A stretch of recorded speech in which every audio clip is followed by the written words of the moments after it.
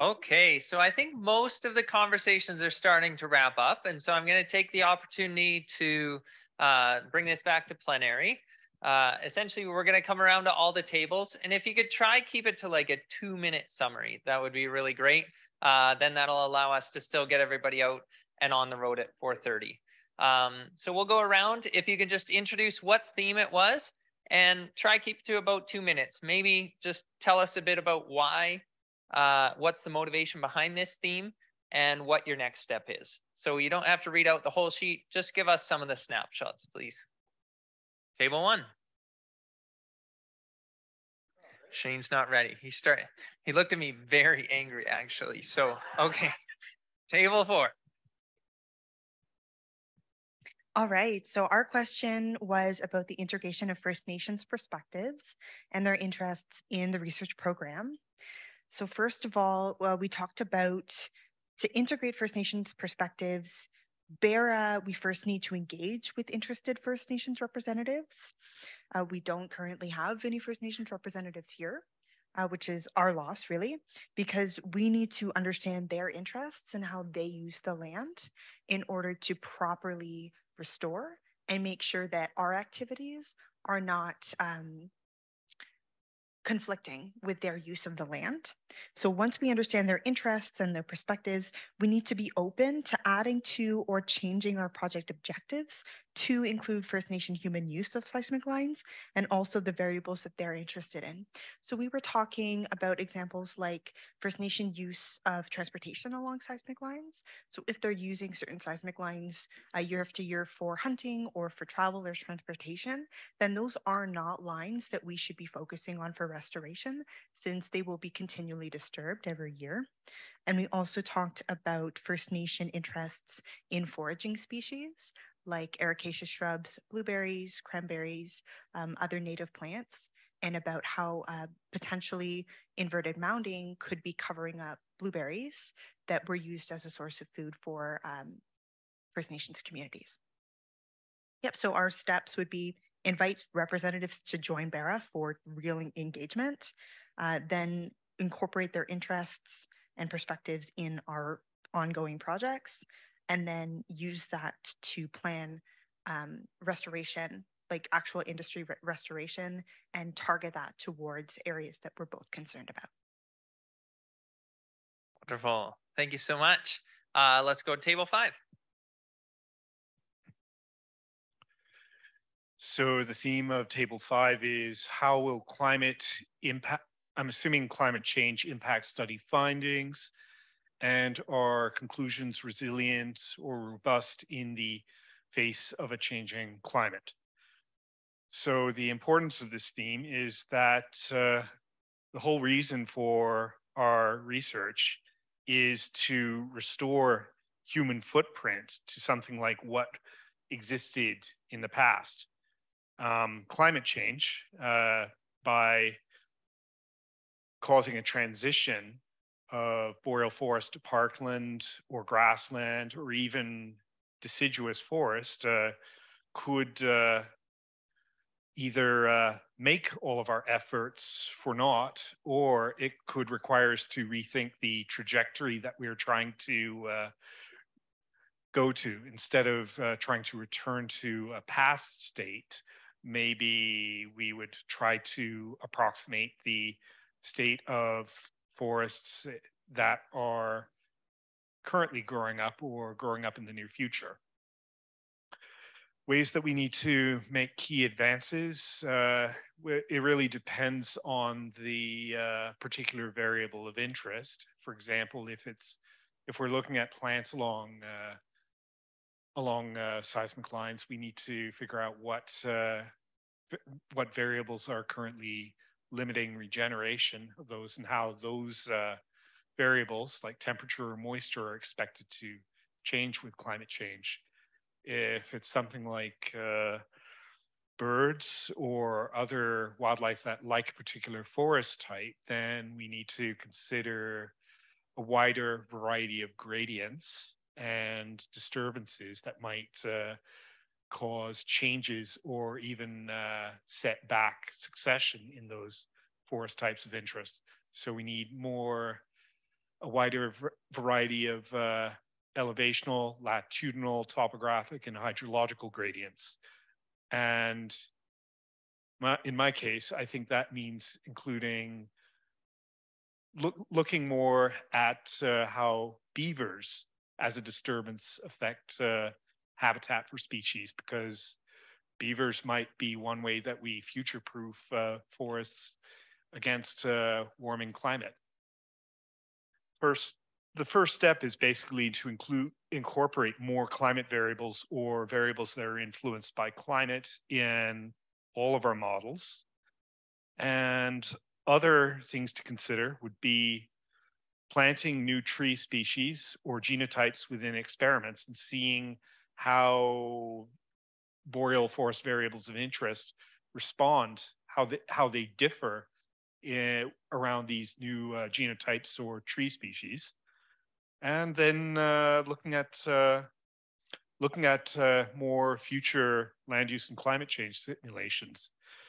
As for the robustness or resilience of our conclusions, well, with respect to simulating futures, it's really only as good as the assumptions that go into the simulation, but the main value of those simulations is showing the range of potential responses and perhaps the magnitude of the effect of a particular change across scenarios.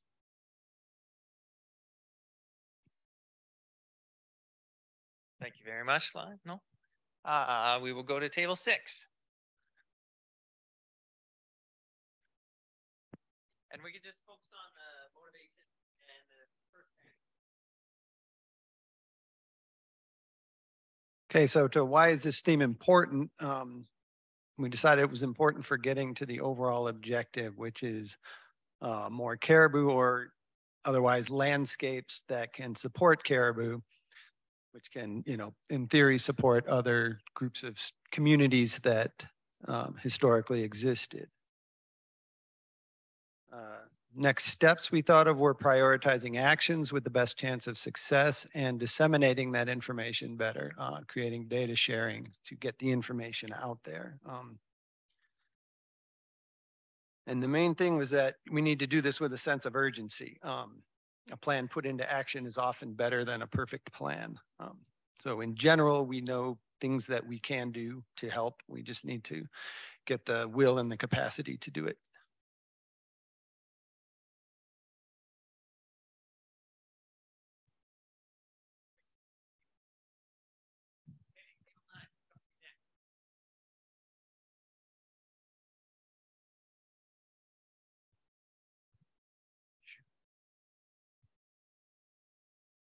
Hi, so we didn't have a topic, so we made one up. So we decided to talk about invasive or non-native species in regenerating seismic lines. So invasive species are an issue in the boreal for certain disturbance types like access roads and well sites.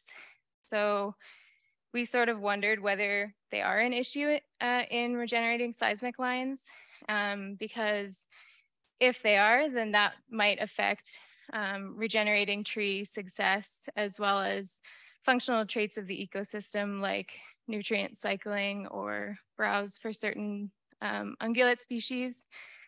And for a first step, we decided that an important action would be to identify areas that do have issues with invasive species and then map those out, and then you can work on figuring out why they might have an issue with invasive species, whereas other areas don't.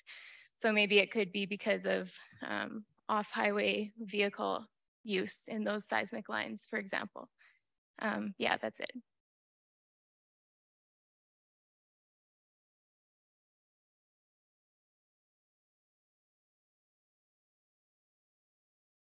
Okay, great. Table 8.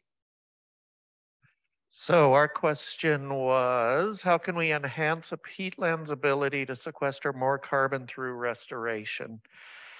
And we were not really the experts to answer this question, but we took a good go at it. And this is based off a 10-minute conversation I had with Maria. So I'll start. So, and then I got a lot of feedback in terms of methane cycles and what's happening in the top layer that I wasn't able to answer. So if I got this wrong, just let me know. This house of cards that this is built on. But what we decided is there's a tension between carbon release when you actually do a treatment and you disturb the soil, like in peatlands, right? So you're going to get methane and you're going to activate anaerobic activity, et cetera, right? But then if you plant trees, then you're going to get increased carbon sequestration from the trees that grow. You're going to get more shading, which will prevent microbial activity and so on, right? So there's a tension between the two. So what we have to do, okay so far? Maria, all good? Yeah, cool. Okay, so what we have to do is come up with a way to grow more trees without disturbing the peatland. So, so we thought, well, okay, so one thing we could do is investigate minimum impact methods to encourage tree growth. So hummock transfer, upright mounding, shallow mounding to just minimize disturbance of soil. That would be sort of, the first step would be like trying to account for, okay, what's the overall cost benefit between disturbing the soil versus what you get back from increased tree growth, right? Or we could account for the negative cost of disturbance. Yeah, no, I already said that part, sorry. Or the other thing we thought was actually improving, developing moss-based technology so that we improve moss growth, genetically modified moss, something like that, to actually improve peatland, carbon sequestration in peatland. It's an idea. So we do have a few policy people here. And so we thought, well, there are policy solutions here. One is to require carbon offsets so that if a proponent disturbs an area, we have better accounting. We know how much carbon that's going to release, or I should say GHGs that's going to release. And so, yeah, we offset it elsewhere where it's a bit more feasible to do restoration. We can block access and just leave them to grow and leave it alone to do as best it can. And also part of blocking access could be adding coarse woody debris, which encourages growth. So maybe less is more in this case. Awesome.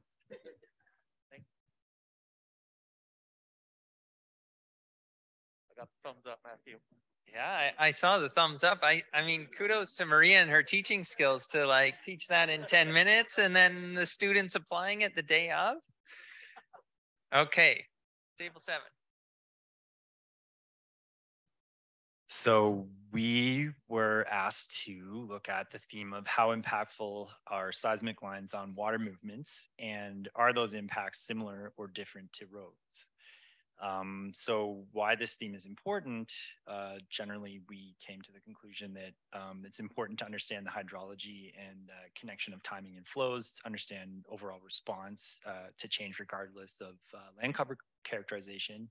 And just to dial back, seismic lines have or provide opportunity for preferential flow movement, where we kind of came to the conclusion that roads, more or less on a general scale, act as a dam.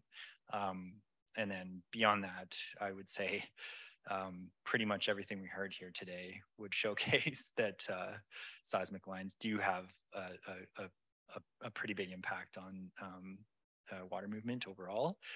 In terms of first steps and or actions, we came to the consensus that there needs to be deep collaboration across both data collection and utility of that data across organizations, study design, academia, et cetera, with the ideal approach of having an open source data platform for all to share and provide information to this end, and to include monitoring needs for hydrological modeling in field design to ensure that parameters are considered for full or upscaling for modeling. Yeah.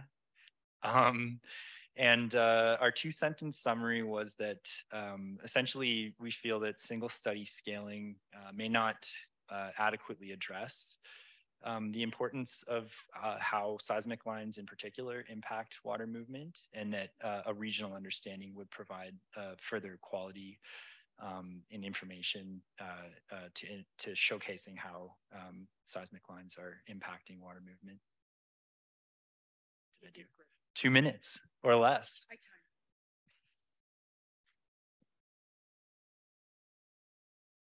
Wonderful. Okay, 2 more groups to go here. Group number 2. All right. Well, first off, we complained about the question for a while, but no, we redefined the question a little bit. Now, to be honest, I think it was number 2, which now I need my glasses, which was how can we integrate results to inform integration with policy requirements for timing and monitoring, which was a lot to unpack. But really what we decided was the results and tools that BERA are making are key to informing policy, and the testing and monitoring tools that we're developing are the things we're going to need to see whether what we expected is what occurred. So that's all great. We're doing great on that. What way did we make key advances? I put up this thing and I said, is this the right thing? And the answer at the table was a resounding yes. We were being very progressive in engagement and communications. We're doing a super job of communicating it at the technical level. The people here are the people that understand a lot of the techniques and that kind of stuff. But how to get it higher up, it remains a challenge. So we'll talk a little bit more about that in a second. But one of the things that we could do to make more key advances is more like demos, training workshops for the tools that we develop, so that it's not people will pick it up maybe.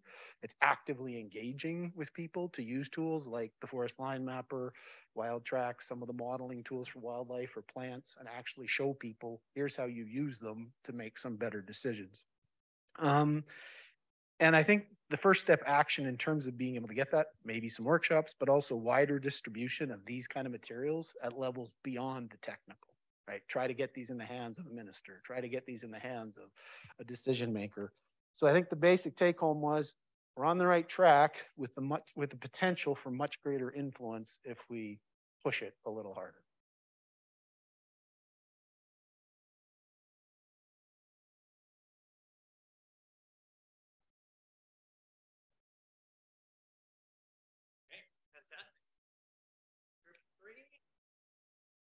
And then Shane, I'm coming at you next, so I'm giving you lots of notice this time, okay?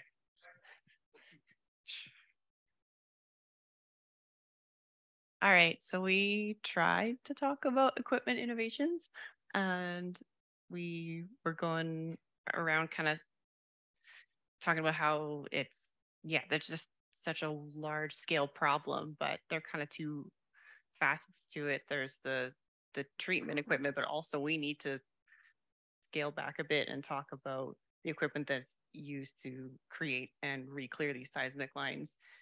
And we really need help from practitioners, and we were saying like the NATEs of the world to help us get out of just like give us more information about what's happening in that world, because we don't know. Anything else? That's it.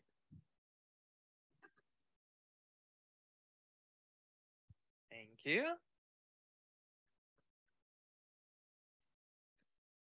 We still have to go. We don't get a break. Okay. Almost. So we had the first one. So how can we learn more about upland responses? So this kind of covers off kind of the other end of the spectrum from what we've talked about most of the day, the wetter sites. It's important because one of the things that we talked quite a bit about is the opportunity in these areas to use some common sense, and maybe not everything has to be treated. We talked a lot about this morning mounding. Mounding maybe likely won't work if we're looking at upland sites. So are there other opportunities either to leave sites and not treat everything, or look at other opportunities for different treatment types? So there may be some research that needs to be done in that area. In what ways do we need to make some, or what are some of the key things that we need to make key advances? Finding ways to find shared values on the landscape, shared understanding, so we can take advantage of when stakeholders or companies are out on the landscape doing their work to do some restoration at that point, so you can reduce costs. And opportunities to create better maps, better delineation. So again, identifying areas that maybe don't need to be treated on the landscape. So we're not spending a lot of money to do that. First steps, and again, I think a lot of it is finding funding mechanisms, finding ways of supporting the work on the landscape and paying for some of the treatments that go on so it's shared amongst all stakeholders. That was quick.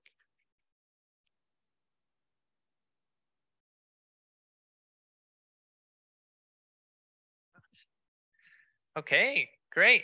Well, some really great insights from those conversations. I've tried to capture them on the board here.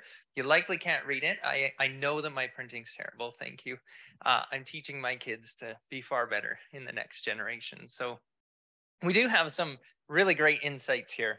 And the great thing about this is that we can take these insights and now we have 9 very actionable things that you can take forward as individuals, the BERA group can take forward as well.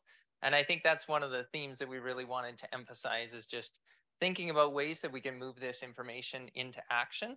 And one of the steps is compartmentalizing it into bite-sized pieces, just like we've done here. So thank you very much for your engagement in that. And hopefully you found that useful in terms of just processing the information from the day and having a bit of a chance to digest that a bit. So I'm going to pass it to Greg for closing remarks.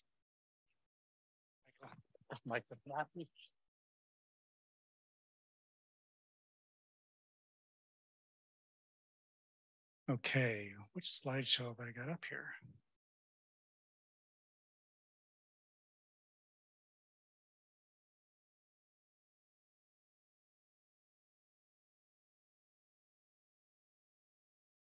Okay.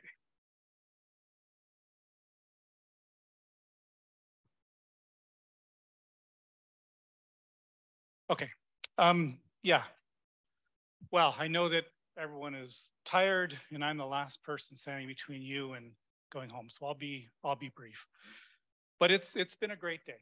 I mean, I've really enjoyed my time. I've enjoyed seeing everyone, you know, so energetic and interacting. So thank you for coming and thank you for your energy today and staying to the end. I do want to take some time to reflect back a little bit on our workshop goals. So you've seen this slide before. I'm basically just going to run through it again and reflect on things a little bit. So one of the things we intended to do here was to, you know, highlight the research activities underway within BERA. And of course, we spent a lot of time on that today. I feel like we're this close to breaking the model, honestly. I don't know how much bigger we can get and still be effective in this format. But from my opinion, I think we've achieved that. Of course, I want to hear from you all your perspective on that as well. We wanted to provide engagement opportunities for partners, collaborators, and interested stakeholders. And it's been really gratifying to me to see, you know, all of the interactions. And I know that one of the reasons why we had such great turnout today was because there's been a real hunger to get back and to start interacting again. And Matthew reflected on, it's kind of been like a choose your adventure day. I mean, I see some people going to the posters, interacting with researchers, some people backing off and having individual conversations. And I think my opinion has been, it's been a success in providing this an opportunity to engage. The next thing was to enhance connections amongst researchers and stakeholder groups. And I want to spend a little bit more time reflecting on this, because if I back up to the previous point, I want to tell you my definition of a partner, a collaborator, and a stakeholder. So a partner, from my perspective, is someone who is a BERA funder and is at the table with us every time we get together. We're not looking for more partners at this point in time. A collaborator is someone from the stakeholder group who's decided to actively engage with BERA, usually through one of the working groups. So it doesn't mean you need to become a funder. We're not looking for more funders. We're not looking for more partners. It means that you actually make the commitment to identifying a project that you're interested in and contacting the researcher and seeing if they are interested in having you on their working group. And so today, what I want to do is encourage more people from the stakeholder group to become collaborators. So that's a lot of what we tried to do through the research highlight thing. I want to point out, I neglected to do it at the beginning of the day, but if you look at the program, all of the talks had hyperlinks. And those are hyperlinks to one-page project summaries or one-page project updates. So if you go home, you're like, I can't remember what happened there. There was like 27 different things that happened there. Well, there's your guide. So you can always go back to that program, click on those links, and just you'll see a one-page summary of what each of the ongoing projects are about. And I encourage you to now reach out to projects you're interested in. Try and be some of those people that go from stakeholders to collaborators. A lot of the things I heard today about actionable things to do involves getting more engaged and not just having the practitioners now in the Nates of the world, as it was described, walk away. We need to connect. The last thing I would say, to promote discussions and actions that will benefit boreal restoration in Alberta. And again, I've seen lots of great discussions. We've built it into the program, and I think it's been a success. I want to talk a little bit about actions, though. I mean, Matthew just led us through an exercise, which to me, these are actions of the we. We need to do this, we need to do that, we need to do the other things. I want to think now about what can I do? So let's take 3 more minutes to grab another sticky note and write down one thing that you can do to make some of the things we've talked about here today one step closer to reality. And I'm going to do it too. So that's what I would encourage you to do. Let's take 3 minutes now, grab a pen, write one thing that I will do, not what we will do, and then stick it on your phone, put it in your notebook, do whatever you need to do.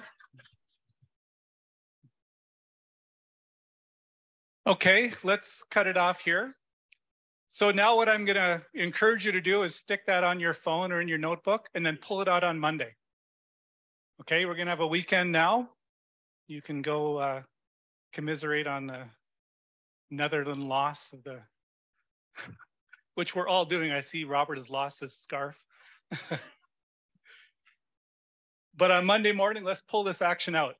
And like, this is what we're going to do to carry forward some of the energy today to reality next week. Okay, and then that would make this now a successful workshop, in my opinion. So there's a couple other things I need to say. So first of all, before you go, we're interested in your feedback. So if you would like, please grab another sticky note. There's a board over here. Anything you'd like to say about your experience at the workshop, we would love to hear from you. So please take a minute to give us some feedback if you would like. And what else? Oh yeah, we have so many cups.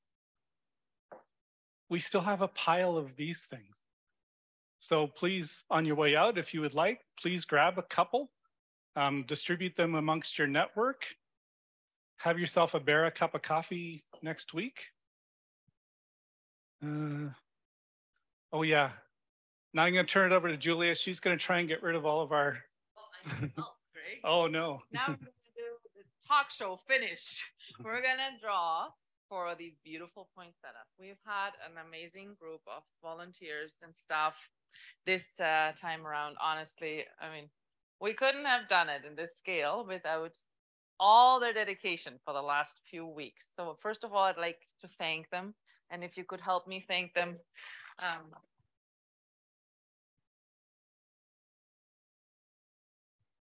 So those are the volunteers who wanted a poinsettia are on in here. And Greg, I would like you to pull the first one. Claudia. Okay. Claudia is not here, but we will make sure she gets it. Irina. Irina. Oh, you really have to pull Suzanne. She's going to hit somebody over the head. Come. No, Irina. Please, come here. Here. Thank you.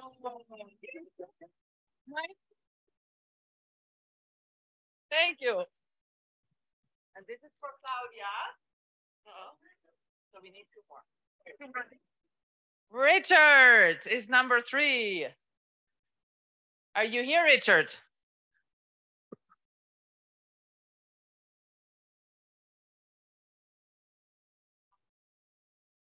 That's Maverick, but he's taking it for Richard. Hopefully he'll come in a minute.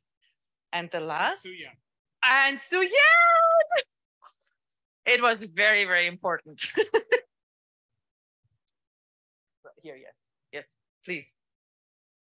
And then there is a lot of these beautiful little seasonal table decorations that our Claudia made. I really would like to encourage you to take one home if you feel like it. So check in your table who would like to take them. Take them home for a little bit of seasonal souvenir for the weekend. So, and with that, sorry? Yes, and with that, we would like to thank you for being here and have a wonderful afternoon and a safe drive home. Thank you all.